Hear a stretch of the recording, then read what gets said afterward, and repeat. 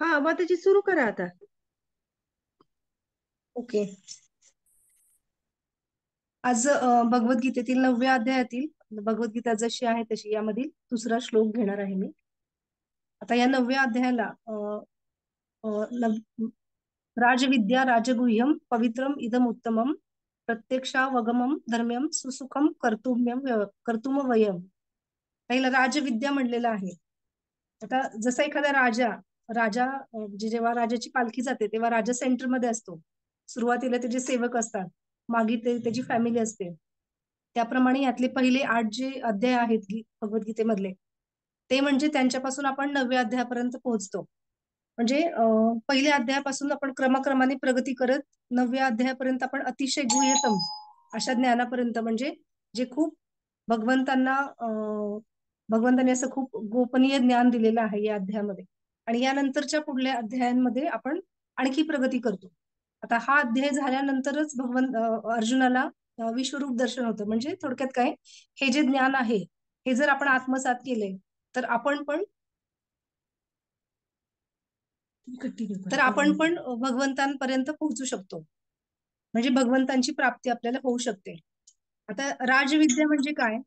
राजविद्या म्हणजे राजांची विद्या किंवा विद्येचा राजा किंवा राजा बनण्यासाठी आवश्यक असणारी विद्या किंवा सर्व ज्ञानांमध्ये अतिशय उत्कृष्ट दर्जाची विद्या.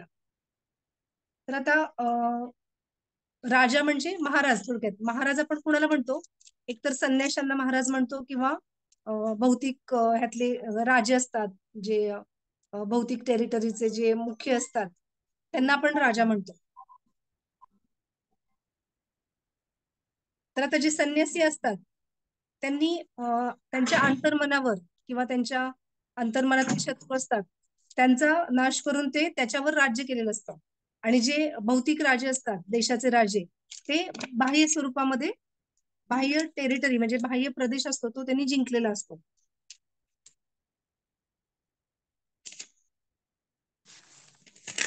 म्हणजे संन्याशी आणि राजा या दोघांना पण आपण महाराज म्हणतो. थोडक्यात काय, महाराज होण्यासाठी किंवा राजा होण्यासाठी जी काही कंडिशन्स आहेत ते आपण ह्या श्लोकामध्ये जे काही दिलेले आहे ते आत्मसात केल्यानंतर आपण त्याप्रमाणे बनू शकतो. तर आता इनर टेरिटरी म्हणजे आपले जे षडविकार आहेत, आपण जे संन्याशांना जे महाराज म्हणतो म्हणजे राधानाथ महाराज, म्हणजे बाकीचे महाराज जे आहेत ना त्यांना पण महाराज का म्हणतो? की त्यांनी त्यांच्या षडविकारांवर नियंत्रण मिळवलेलं असतं. आता हे षडविकार म्हणजे काय? काम, क्रोध, लोभ, मद, मोह, अहंकार. भौतिक जगातले लोक कलीच्या अंमलाखाली येऊन आपल्या ज्या अशाश्वत गोष्टी किंवा आपलं जे शरीर आहे, बाह्य शरीर, त्याला जास्त महत्व देतात. भौतिक शरीर तर नश्वर आहे. जन्म, मृत्यू, जरा, व्याधी यांनी हे शरीर बदलणार आहे व कधीतरी नष्ट होणार आहे. ज्या शरीराला पोषण देण्यासाठी, आपण आरामदायी राहण्यासाठी किंवा सुंदर दिसण्यासाठी, आरोग्यदायी राहण्यासाठी आपण खूप प्रयत्न करतो. पण आपले अंतर्मन, चित्त, आपला आत्मा जे शाश्वतपणे आपल्या बरोबर युगानुयुगे जन्मोजन्मी आपल्या बरोबर असतो, त्याच्या पोषणासाठी आपण काहीच लक्ष घालत नाही. अंतर्मनाला लागलेले विकार म्हणजेच हे षडविकार मी आता सांगितले तसे. जसजसं भौतिक शरीर हे कमकुवत बनतं तसं यातले काही विकार काही प्रमाणात कमी होतात. पण अहंकार जो सूक्ष्म रीतीने अंतर्मनात भिनलेला असतो तो आपण पुढल्या जन्मात पण तो आपल्या बरोबर नेतो. आणि ह्या सूक्ष्म अहंकारातूनच आपल्याला पुन्हा पुन्हा जन्म घ्यावा लागतो आणि कर्मफळ भोगावे लागतात. आता प्रभुपाद म्हणतात की एक वेळ शरीरावरची दारूची नशा कमी होऊ शकते, पण अहंकाराची नशा कधीच उतरत नाही. जन्मोजन्मी ती आपल्या बरोबर येते व त्यातूनच आपल्याला पुढच्या जन्माची प्राप्ती होते व या अहंकाराच्या अंमलाखाली आपण कर्म करीत राहतो आणि कर्मफळ भोगत राहतो. आता कर्मफळ ती पण 4 प्रकारची असतात. आता एक उदाहरण देऊ शकते मी, की आपण आता शेतामध्ये गहू पेरलेला आहे. तर शेतामध्ये पेरलेला गहू, त्यानंतर उगवलेला गहू जो आपण पोत्यांमध्ये भरलेला आहे आणि काही आपल्या घरी येण्यासाठी गाडीमध्ये भरलेला गहू आणि चौथा म्हणजे आपल्याकडे असणारं पीठ. पीठ म्हणजे काय? आपल्या हातात आहे ते. पीठ म्हणजे आपण सध्या जी कर्मफळ भोगत आहोत ती. म्हणजे कधी ना कधीतरी ते गाडीतला जो गहू आहे तो परत येणार आहे आपल्याकडे. शेतामधला गहू आहे तो तयार होऊन परत पोत्यांमध्ये जाणार आहे आणि तो गाडीतून आपल्या घरी येणार आहे. म्हणजे ही कर्मफळ कशी क्रमाक्रमाने आपल्याला मिळणार आहेत. म्हणजे त्याला आपण टाळू शकतच नाही, म्हणजे ही कर्मफळ आपल्याला मिळणारच आहेत. तर अशा प्रकारची जी सुप्त कर्म आहेत, जी आपण या अहंकारामुळे आपल्या बरोबर घेऊन जातो, म्हणजे मृतदेहाबरोबर जे सूक्ष्म शरीर असतं त्याच्यामध्ये ते अहंकारामध्ये ही सगळी कर्म आणि त्याचे परिणाम आपल्या बरोबर आपण घेऊन जातो आणि ते कर्मफळानुसार त्या सूक्ष्म सूक्ष्म शरीरानुसार आपल्याला पुढचा जन्म मिळतो. म्हणजे त्या जन्मामध्ये पुन्हा आपल्याला त्याप्रमाणे चांगले वाईट परिणाम भोगावे लागतात. तर आता ही कर्मफळ नष्ट करण्यासाठी एक आणि एकमेवच उपाय आहे आणि तो म्हणजे आपलं अंतर्मन शुद्ध करणं. हा जो अहंकार आहे तो नष्ट करणं. पण तो अहंकार नष्ट करणं खूप अवघड गोष्ट आहे. खूप म्हणजे अवघड म्हणजे ती इम्पॉसिबल म्हणतात तशी तशी गोष्ट आहे. हा अहंकार सूक्ष्मरित्या असतो आणि तो नष्ट करणं केवळ इम्पॉसिबल आहे. पण फक्त शुद्ध हरिनाम घेऊनच आपण तो नष्ट करू शकतो. शुद्ध हरिनाम म्हणजे खूप मनातून आपण भगवंतांना शरण जाऊन त्यांचं नाव घेणं. त्याला शुद्ध हरिनाम म्हणतात. आपल्या आयुष्यात जे काही घडत असते ते यातल्याच कुठल्या तरी अवस्थेत असते. तर इथे मुद्दा असा आहे की अंतर्मन कसे शुद्ध करावे, अहंकार रहित कसे राहावे. एक गोष्ट निश्चित आहे की शुद्ध गोष्टीनेच आपण शुद्धता प्राप्त करू शकतो. म्हणजे जर आपल्याला मन शुद्ध करायचं आहे तर त्यासाठी तेवढीच शुद्धता असलेली गोष्ट लागणार आणि ते म्हणजे हरिनाम. आता आपल्याला आपला जो सूक्ष्म अहंकार असतो तो आपल्या मनामध्ये इतका फिट झालेला असतो की त्यातून आपण बाहेर पडणं अवघड असतं. आता एक आपलं दैनंदिन जीवनातलं उदाहरण जर आपण घेतलं तर आपला तर मोबाईल. आता मी एक गायनिकोलॉजिस्ट आहे, तर समजा मला रात्री कॉल येतात पेशंटसाठी. आता रात्रीचे पेशंट कसे जनरली क्रिटिकलच असतात, त्यामुळेच ते रात्री येतात. मग अशा वेळेस कधी-कधी वाटतं तो फोन घेऊ नये, ते रिंगटोन वाजवू नये. म्हणजे इतकं ते त्याबद्दल आपल्याला घृणा निर्माण झालेली असते ना, की कधी-कधी वाटतं, की म्हणजे तो रिंगटोन त्या बाबतीतच आपण इतके असे उदासीन होऊन जातो ना, की तो मोबाईल वाजला की आपल्याला काय वाटतं, की काहीतरी कॉल आलाय किंवा काहीतरी आता आपल्याला अ, असं भयानक असं काहीतरी पाहायला भयानक म्हणजे म्हणजे ठीक आहे आता जाऊन आपल्याला मॅनेज करायला लागेल ते असं वाटतं. पण आता आपण विचार केला असता त्याच मोबाईलवर आपल्याला चांगल्या घटना सुद्धा घडतात, चांगल्या घटना कळतात. पण आपल्या मनामध्ये कसं असतं, की तो रिंगटोन वाजला की आपल्याला जी काही वाईट भावना आहे, तीच प्रबळ होते ना. तर त्याप्रमाणे हा अहंकार असतो ना, तो प्रबळ होतो. आपल्याला म्हणजे हा अहंकार जेव्हा प्रबळ होतो, सूक्ष्म अहंकार, तेव्हा आपल्याबरोबर आपण जेव्हा तो घेऊन वावरतो, तेव्हा आपल्याला भेटणाऱ्या प्रत्येक गोष्टीचा आपण त्या अनुषंगानेच विचार करतो व त्याप्रमाणेच प्रतिक्रिया देतो. जसे की आपण समजा मंदिरात आलोय किंवा भक्तांना भेटतो आहोत, तर त्यांच्यावर सुद्धा आपण निगेटिव्ह विचार करू शकतो आणि तिथंच आपली प्रगती खुंटते. आपला अहंकार, नकारात्मकता वाढतच जाते. या अशा आपल्या आध्यात्मिक प्रगतीसाठी ज्या गोष्टी आवश्यक आहेत, त्यांना आपण मुकतो व आपले नुकसान करून कायमस्वरूपी अतिशय मोठे न भरून येणारे नुकसान करून घेतो. आता या बाबतीत हिटलरचे पण एक उदाहरण देता येण्यासारखे आहे. हिटलर म्हणजे हिटलरच्या लहानपणी जेव्हा अशा काही गोष्टी घडल्या होत्या, की ज्या त्याच्या अंतर्मनात अशा पूर्ण स्थिर होऊन गेल्या होत्या, की ज्यामुळे तो ज्यू लोकांचा द्वेष करत होता, मत्सर करत होता आणि त्यामुळे तो म्हणजे ॲक्चुअली तसं पाहता, वरवर पाहता एक शिस्तप्रिय मनुष्य होता. शिस्तप्रिय म्हणा किंवा अ, बुद्धिमान होता तो. म्हणजे एक सभ्य माणसामध्ये जे काही क्वालिटीज असायला पाहिजे त्या त्याच्यात होत्या. पण फक्त ज्यूंबद्दलचा त्याचा जो अहंकार म्हणा किंवा द्वेष होता, त्यातून त्याने असंख्य ज्यूंची म्हणजे कत्तल केली, अशी निर्घृण हत्या केली. त्याच्या मनातील जो द्वेष होता, त्याचे मूळ त्याच्या लहानपणीच त्याच्या मनात पेरले गेले होते व त्यातून तो हे राक्षसी कृत्य करत होता. आता सध्या सुद्धा आपण बघतो लव्ह जिहाद म्हणजे या नावाखाली जे काही अतिरेक होतोय किंवा दहशत चालू आहे ती आपण पाहतोच. म्हणजे जर आपण अंतर्मनाच्या शुद्धतेकडे लक्ष नाही दिलं, तर आपण लवकरच राक्षसी वृत्तीचे होऊ शकतो. प्रभुपाद म्हणतात, की true gentleman is he who thanks God for everything in his life, whether it is miserable or happiness. हे तुमच्या आयुष्यात येणाऱ्या प्रत्येक गोष्टीसाठी, चांगली, वाईट कुठलीही गोष्ट असू दे, ती आपल्या कर्माने येत असते. त्यासाठी आपण भगवंतांचे आभारच मानले पाहिजे. भगवंत भगवद्गीतेत सुद्धा हेच सांगण्याचा प्रयत्न करतात. जगात जन्माला येणारा प्रत्येक जीव वेगवेगळ्या चेतनेमध्ये असतो. मग तो त्याच चेतनेमध्ये कार्यरत राहून कार्य करत असतो. मग ती चांगली किंवा वाईट कर्मे त्याच्या त्याच्या त्याच्या सुप्त कर्मांमुळे तो करत असतो. पण जेव्हा सगळ्यांची चेतना एक होईल व सगळेजण एकाच ध्येयाने झपाटून जाऊन कार्य करतील, तर तेव्हाच ते कार्य सिद्धीस जाणार आहे. म्हणजे सत्कार्य तेव्हाच होऊ शकतं. तर ती एकच चेतना म्हणजे कृष्ण भावनाभावित चेतना अशी अपेक्षित आहे. आता जे शुद्ध भक्त आहेत म्हणजे प्रभुपाद, राधानाथ महाराज यांच्यासारखे शुद्ध भक्त त्यांच्याकडे भगवंतांची शक्ती असते. त्यांना शक्त्यावेश अवतारच म्हणतात. शुद्ध भक्त हे भगवंतांचे शक्त्यावेश अवतार असतात. त्यांच्या शुद्धतेने ते भगवंतांपर्यंत जाण्याचा, कृष्ण भावनेचा पूल बनवण्याचा प्रयत्न करतात. आता आपण बघतो की अ, एखादा समुद्र आपल्याला पार करायचा आहे, तर त्या समुद्रामधून आपण कसं जाऊ शकतो? काही लोक पोहत जातील, काही लोक होडीने जातील, काही जे गरीब असतील त्यांना होडीचं भाडं देता येणार नाही किंवा काही लोक अलीकडेच राहतील. तर एक असा पूल जर बनवला की ज्यावरनं सगळेच प्राणी, पक्षी सगळे सगळे त्यावरनं जाऊ शकतील. असा जर पूल बनवला तर सगळेजण दुसऱ्या काठावर जाऊ शकतील. तर तशा प्रकारचा कृष्ण भावनेचा पूल बनवण्याचं कार्य हे शुद्ध भक्त करत असतात आणि जेणेकरून आपण सगळेजण भगवंतांपर्यंत पोहोचू शकतो. भगवंतांबद्दल प्रेममयी भक्ती व शुद्ध भक्तीच्या भावनेने भगवंतांची सेवा करणे हे मनुष्य जीवनाचे लक्ष्य आहे व यालाच भगवंत गुह्य ज्ञान म्हणतात. आता भगवंत हे आपले पिता आहेत. जसे एखादा पिता आपल्या मुलांपासून आपली जी संपत्ती आहे ती काही काळासाठी लपवून ठेवतो. कारण का? तर ती व्यक्ती किंवा त्याचा मुलगा जोपर्यंत त्या योग्यतेचा होत नाही तोपर्यंत ती संपत्ती त्याला उघड केली जात नाही. आणि जेव्हा तो त्या योग्यतेचा होतो तेव्हा ती संपत्ती त्याला मिळते. त्याचप्रमाणे भगवंत हे गुह्य ज्ञान आपल्याला देत आहेत. पण आपल्याला ते गुह्य ज्ञान असे मिळणार नाहीये. आपली योग्यता आल्याशिवाय ते गुह्य ज्ञान मिळणार नाही. आता कोणी असा विचार करू शकेल की मी भगवद्गीता घेतली आहे, वाचली आहे, तर तर मला ते ज्ञान समजेल. तर तसे नाही, त्यासाठी योग्यता यावी लागते. भगवद्गीता जवळ ठेवणे, वाचणे यातून आपण निश्चितच भक्ती मार्गात प्रगती करतो. पण अंतिम जे ध्येय आहे की आपण काय समजून घ्यायचे भगवद्गीतेतून की भगवंत हेच परमभोक्त आहेत. भगवंत हेच आपले आपले शाश्वत मित्र, शाश्वत हितचिंतक किंवा रक्षणकर्ता आहेत. आणि त्यांच्यावरच आपण अवलंबून राहू शकतो. बाकी कुठलीही गोष्ट अवलंबून राहण्यासारखी नाही. आणि या भावनेने आपण जेव्हा भगवंतांना समर्पित राहून कार्य करतो, त्यांची सेवा करतो, सेवा करणं अ, हे म्हणजे आपलं ध्येय आहे, हेच भगवद्गीतेमध्ये सांगितलेलं आहे. आणि असं जर आपण केलं तर साक्षात भगवंतांचा अनुभव आपल्याला येतोच. आता ह्या श्लोकामध्ये सांगितलेलं आहे प्रत्यक्षावगमम म्हणजे प्रत्यक्ष अनुभव घेऊ शकतो. आता आपण एखादं उदाहरण घेऊ शकतो की एखादं कोणी चांगला स्वयंपाक बनवतं. तर आपल्याला कोणीतरी येऊन सांगतं की हा ह्या चांगला स्वयंपाक बनवतात. तर आपल्याला सांगण्यानंतर आपण ऐकतो ते. म्हणजे सांगणं, ऐकणं या गोष्टी म्हणजे कशा दुय्यम गोष्टी आहेत.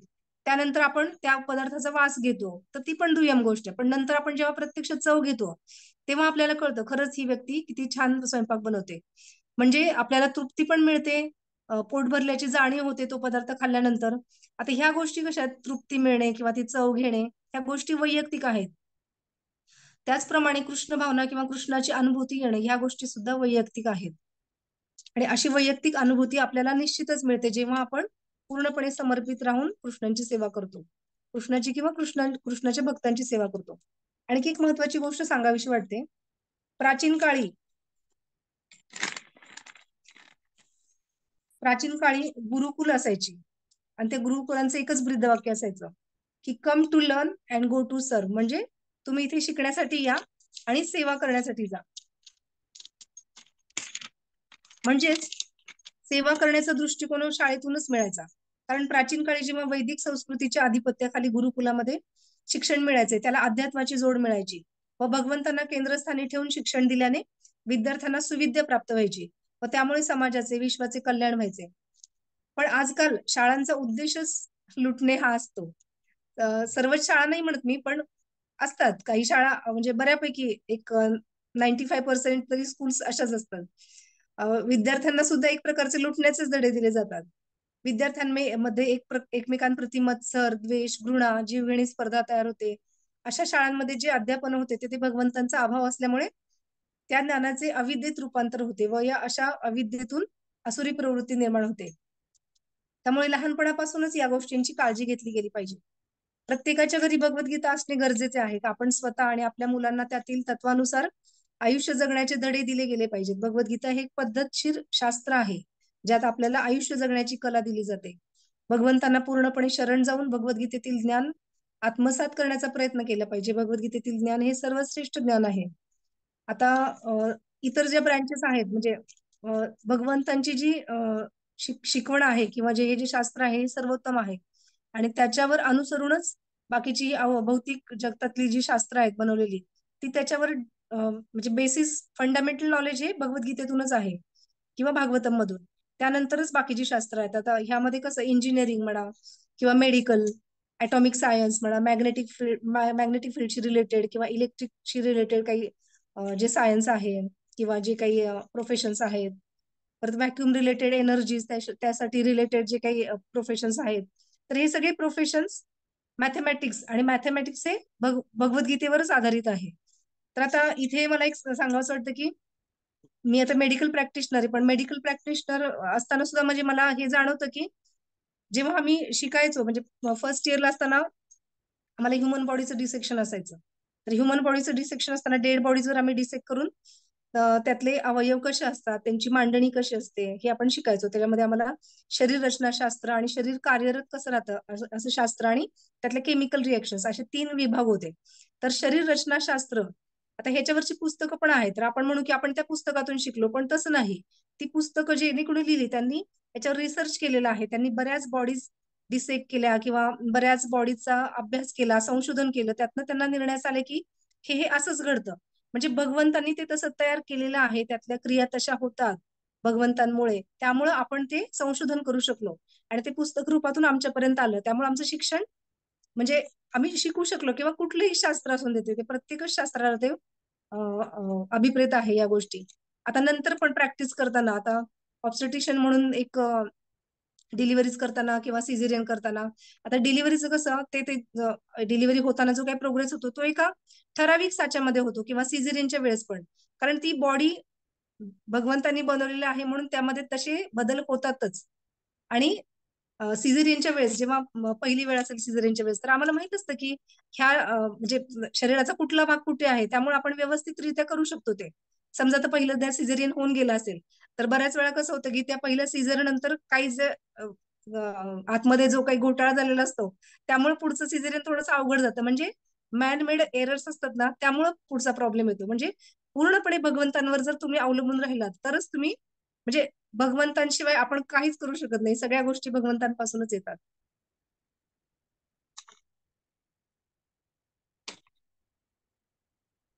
म्हणजे आपण किती क्षुद्र आहोत हे सुद्धा आपल्याला याची कल्पना येते. आता सायकेट्रिस्ट असतात जे मनोविकार तज्ञ असतात आणि मानसिक आजारांसाठी ते समुपदेशन करतात. पण बऱ्याच वेळेला मेंटल फ्रस्ट्रेशन मुळे सुसाईड करण्याचं प्रमाण त्यांच्यामध्ये जास्त आहे. हे का असं म्हणजे कारण आपलं ते ज्ञान किंवा आपण तेवढे क्षुद्र आहोत. भगवंतांची एकदम किंचितशी आपल्याला जी काही शक्ती मिळालेली त्यातून आपण हे सगळं काही करू शकतो. म्हणजे विचार करू शकतो की भगवंत किती म्हणजे काय म्हणतात त्याला इमेजरेबल आहेत हे आपण त्यावरनं लक्षात घेऊ शकतो. आता बाकीचे काही प्रॅक्टिशनर्स मेडिकल प्रॅक्टिशनर्स असतील तर त्यांचाही अनुभव असाच असेल असं मला निश्चित खात्री आहे.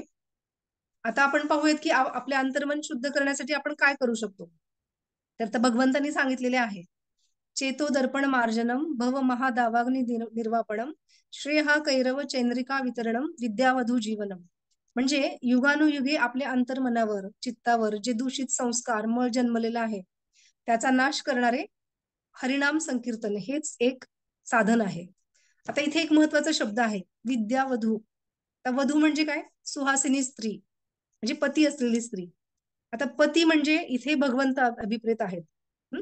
म्हणजे ज्या गोष्टींचे स्वामी भगवंत आहेत त्याच गोष्टी काय म्हणतात त्याला त्याच गोष्टींची आपण चर्चा करणार आहोत. आता जी विद्या भगवंतांना केंद्रस्थानी ठेवून मिळवलेली असते किंवा आपण जे काही कार्य करतो ते भगवंतांना समोर ठेवून जर केलं तर तेच ग्राह्य धरलंच पाहिजे आणि भगवंतांना वगळून आपण जे काय करतो तर ते विधवे समान आहे. म्हणजे भगवंतांशिवाय जी विद्या ग्रहण केली जाते ती अविद्या किंवा विधवा.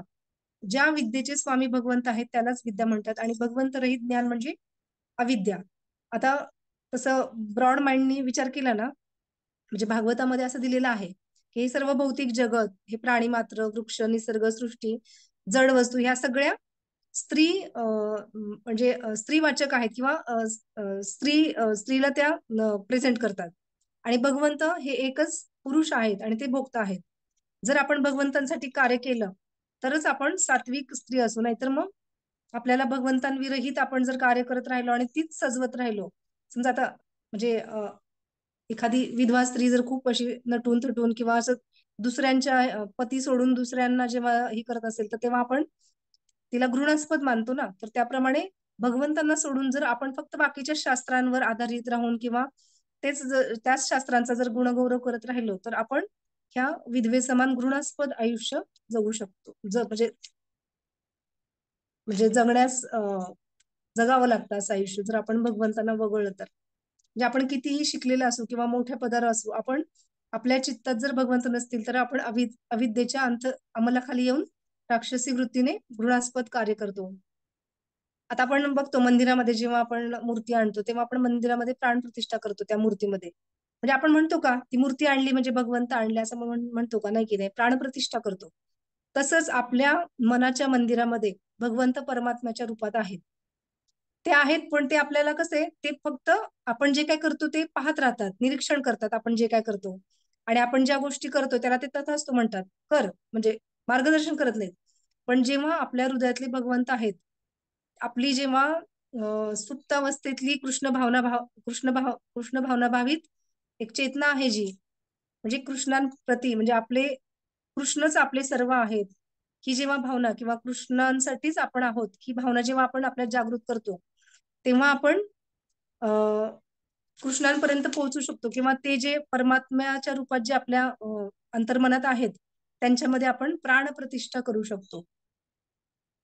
जर आपण हरिनाम संकीर्तनाने आपले अंतर्मन शुद्ध करू, तेव्हाच त्यांची प्राणप्रतिष्ठा तिथे होईल.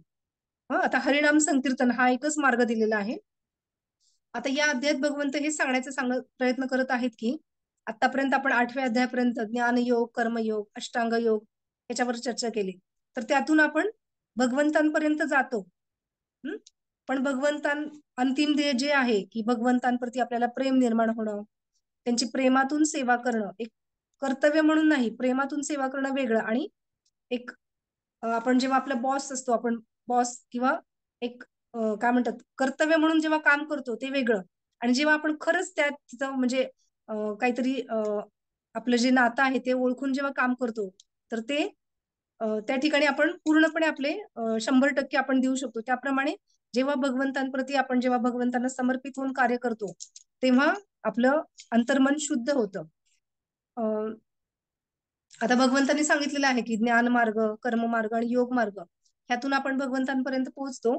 पण हे जेव्हा आपण अनुसरतो तेव्हा त्यातून आपल्याला फक्त फ्रीडम मिळतं. फ्रीडम म्हणजे काय? आपल्याला लक्षात येतं की अ, आपलं जे देहात्मबुद्धी आहे म्हणजे आपण जे आपल्या शरीरामध्ये जे अडकलेलं आहोत, की ह्या शरीरासाठीच कार्य करायची आहेत किंवा इंद्रिय तृप्ती करायची आहे किंवा सगळं काही ह्या म्हणजे आपण स्वतःला सेंटरला ठेवून जी कार्य करतो ना, त्या कार्यातून आपल्याला मुक्ती मिळते नक्कीच. जेव्हा आपण भगवद्गीता अ, अशी वर जरी वाचली तरी थोडंसं आपल्याला त्यातून ज्ञान मिळतं.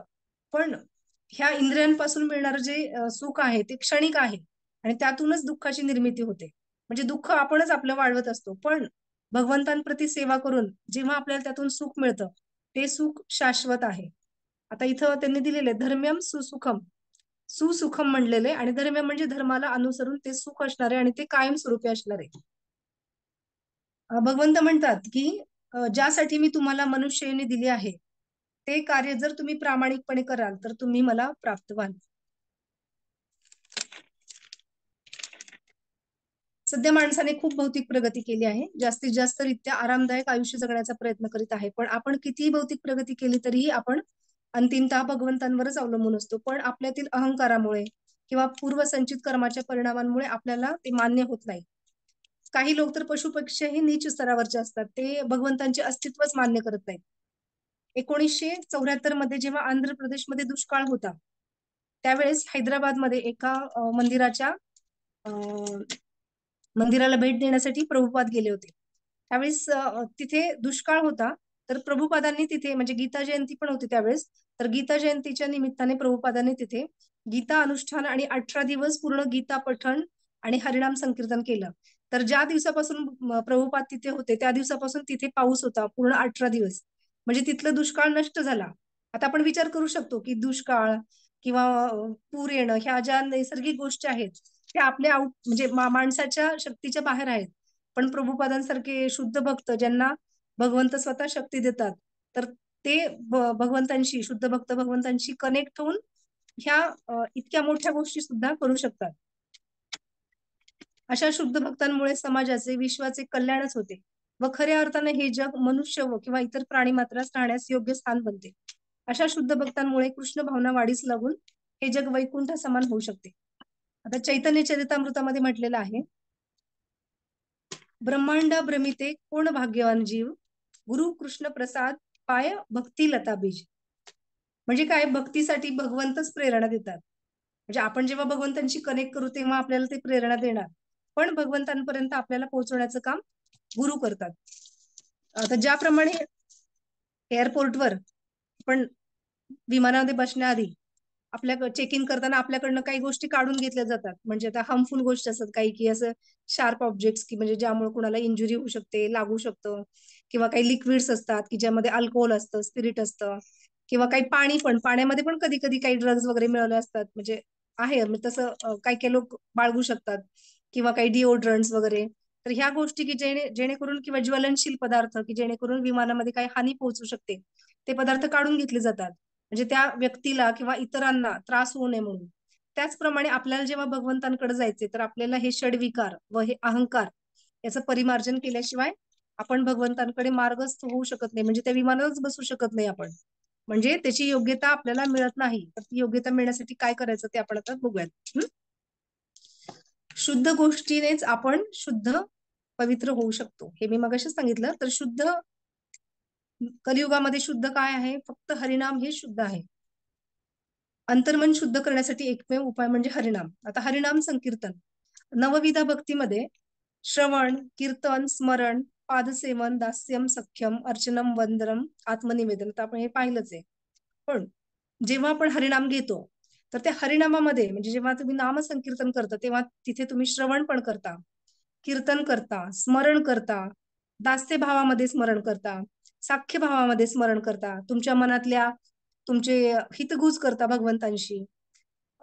फक्त अर्चनम आणि पादसेवन हे पादसेवन पण करता तुम्ही. जेव्हा जेव्हा बीड्सला टच करता तेव्हा आपण भगवंतांच्या पायाला स्पर्श करतो, असं आपण जर मानलं तर.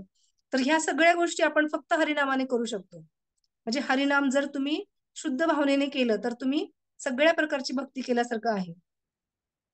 आता ह्या हरिनामामध्ये या सगळ्या गोष्टी येतात. भौतिक जगातील सर्व गोष्टी, सजीव निर्जीव गोष्टी या भगवंतांवर अवलंबून असतात. भगवंतांच्या इच्छेविरोधात त्या कण मात्रही हलू शकत नाहीत किंवा कार्यरत होत नाहीत.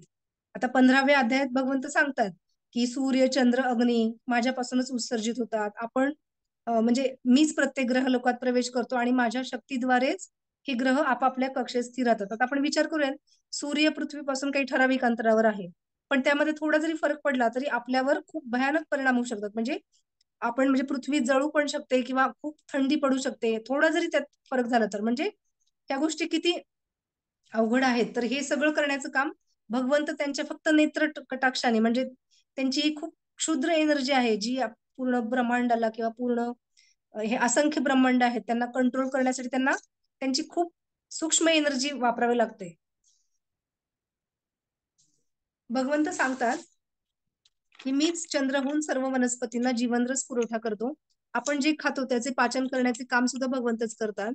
भगवंत प्रत्येकाच्या हृदयात स्थित राहून त्यांना स्मृती, ज्ञान, विस्मृती देतात. म्हणजे आपण जे काही हुशारी म्हणा, आपली जे काही असते विस्मृती, विस्मरण, सगळं सगळं भगवंतांवरच अवलंबून आहे. म्हणजे सर्व काही भगवंतच आहेत आणि सर्व काही भगवंतांचे आहे हे जाणून आपण जेव्हा भगवंतांच्या प्रेममय सेवेत सामील होणं हे आपलं उद्दिष्ट जेव्हा ठेवतो, तेव्हा आपण मनुष्य जन्माचं उद्दिष्ट प्राप्त केलं असं समजावं. राधानाथ महाराज सांगतात की सुरुवातीला आपल्याला हरिनाम घेताना एवढा रस येत नाही, पण एक गोष्ट लक्षात घेतली पाहिजे की जर आपण आपल्या संतुष्टी करता नाही तर भगवंतांच्या संतुष्टी करता हरिनाम घेतले पाहिजे. म्हणजे आपल्याला कितीही त्रास जरी झाला तरी ते केलेच पाहिजे. हळूहळू आपले अंतर्मन शुद्ध होऊ लागते व अशा शुद्ध अंतर्मनात भक्तीचे बीज रुजू लागते व या भक्तिलतेचा विकास होऊन आपण भगवंतांच्या चरण कमलांपर्यंत पोहोचू शकतो.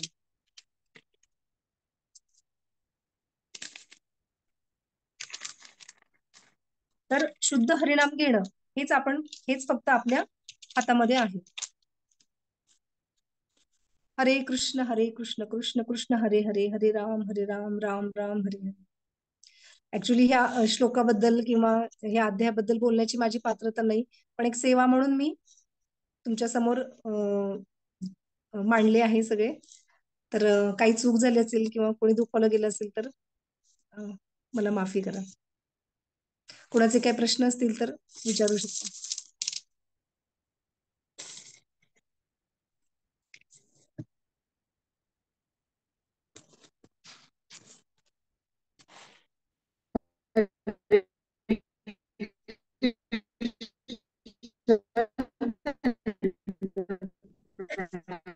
आवाज येत नाही माताजी.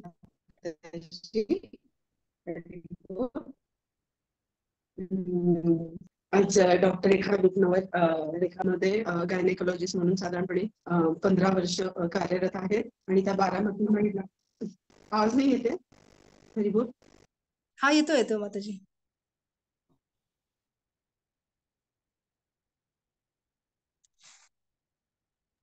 हरिबोल. नित्यसखी हरिबोल. माताजी. अरे, एकच मिनिट माताजी, लेफ्ट झाल्या काय? रेंज गेली. हा थांबा थांबा 1 मिनिट, त्यांना मी ना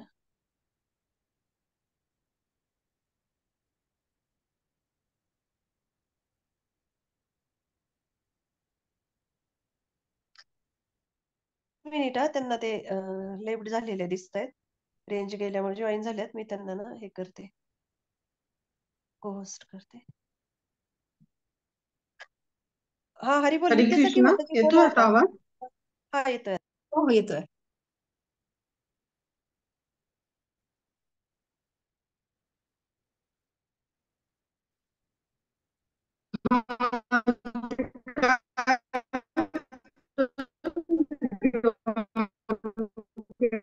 रेंज मध्ये या, रेंज मध्ये, रेंज मध्ये. हे जाते. हा ओके. आता येतोय, बोला. आजच आपण या गीतामृत शृंखलेमध्ये डॉक्टर 9व्या अध्यायातील 2रा श्लोक याबद्दल खूप नाहीये.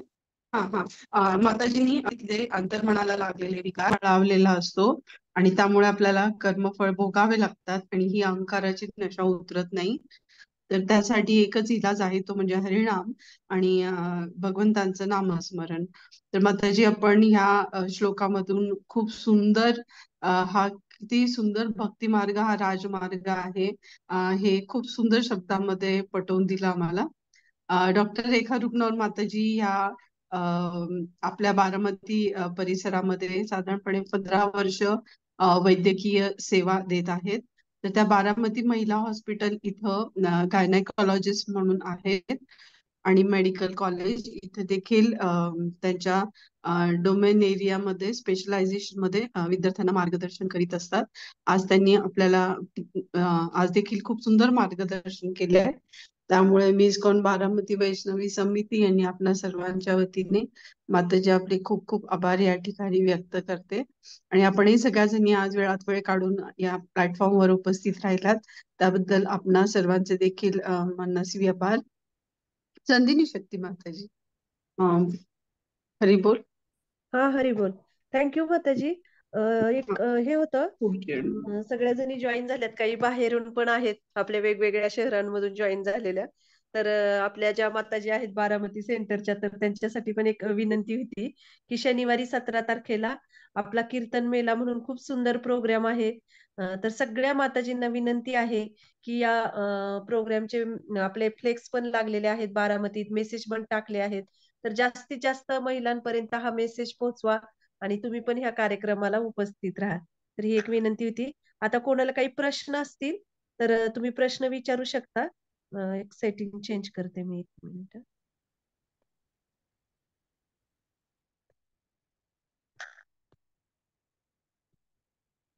हा माताजी, हे हा प्रश्न काही असतील कुणी तर तुम्ही विचारू शकतात माताजींना आजच्या क्लासवर. Thank you so much.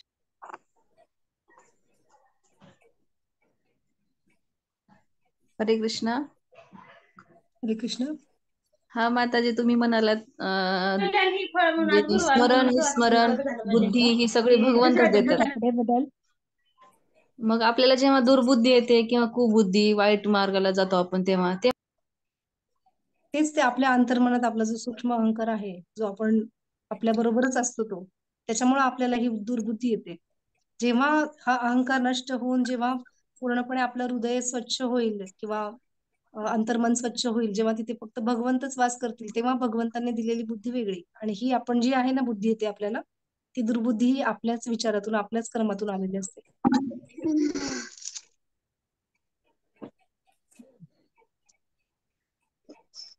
हा माताजी. हा होय माताजी.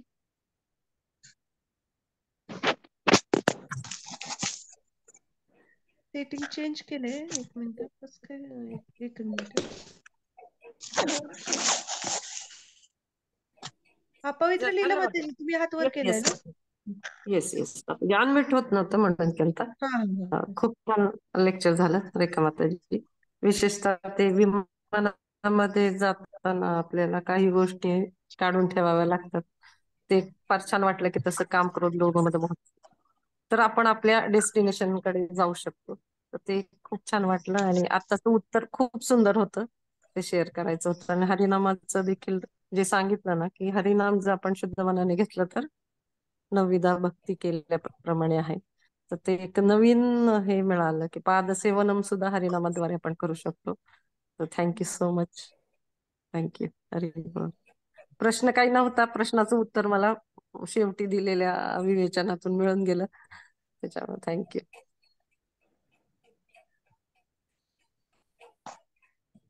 हरी बोल. अजून काही आहे का कोणाला काही प्रश्न विचारायचं का? नाही तर मग आपण थांबूया.